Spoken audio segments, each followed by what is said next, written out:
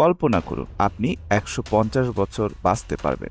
সত্যি কি মানবদেহ এত দীর্ঘ সময় সহ্য করতে পারে? রাশিয়ার প্রেসিডেন্ট ভ্লাদিমির পুতিন এবং চীনের প্রেসিডেন্ট শি জিনপিং কি সেই বার্তাই দিলেন? চলুন এই প্রশ্নের উত্তর খুঁজব আজকের প্রতিবেদনে। আপনি যখন ৩০ তখন মনে হয় জীবনের অর্ধেক পার হয়ে গেছে, কিন্তু মানুষের জীবন যদি ১৫০ বছর পর্যন্ত বিস্তৃত হতো তখন অনুভূতি কেমন হবে? সাম্প্রতিক গবেষণায় দেখা গেছে মানুষের গড় আয়ু বৃদ্ধি হচ্ছে ধীরে ধীরে, যদিও উন্নতি এখনো থেমেনি। জনগণনায় দেখা যায় বিশ্বের সর্বোচ্চ মানুষের বয়স ১১৫ বছরের বেশি নয়। কিছু কিছু কেসে ধীর গতিতে এই সীমা অতিক্রম করা সম্ভব হয়েছে।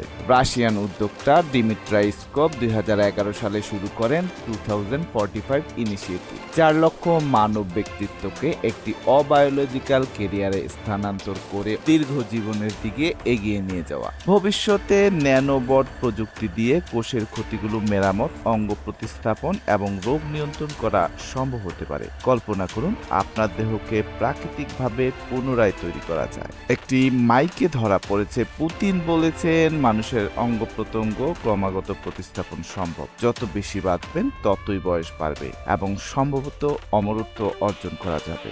শি জিনপিং চীনা ভাষায় উত্তর দেন, কেউ কেউ ভবিষ্যৎবাণী করেন এই শতাব্দীতে মানুষ ১৫০ বছর পর্যন্ত বাঁচতে পারে। রাশিয়ার গবেষকরা ১৫০ বছরের বেশি আয়ু নিয়ে চিন্তা চালাচ্ছেন। ট্রান্সহিউম্যানিজম, ক্রায়োনিক্স এবং জেনেটিক লোকাল চিহ্নিতকরণের মাধ্যমে। তাদের গবেষণা অন্তর্ভুক্ত করেছে পেপটাইড থেরাপি, আন্তর্জাতিক ফেডারেল প্রকল্প, গাণিতিক বায়োথিওরি এবং জাতীয় স্বাস্থ্যনীতি।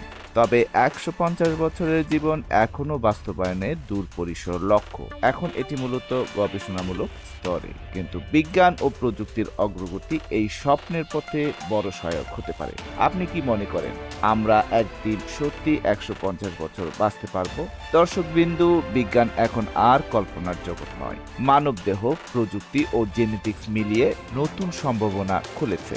১৫০ বছরের স্বপ্ন এখনো দূরবর্তী, কিন্তু আজকের গবেষণা আমাদেরকে এক ধাপ এগিয়ে নিয়ে যাচ্ছে। আপনারা মতামত জানাতে ভুলবেন না। আপনি কি ১৫০ বছর বাঁচতে চাইবেন? কারণ আমরা দেখাবো কিভাবে মানবদেহের সীমা ধীরে ধীরে ছুঁয়ে ফেলছে নতুন ইতিহাস। Raihan Mohammad, trending news, Dhaka.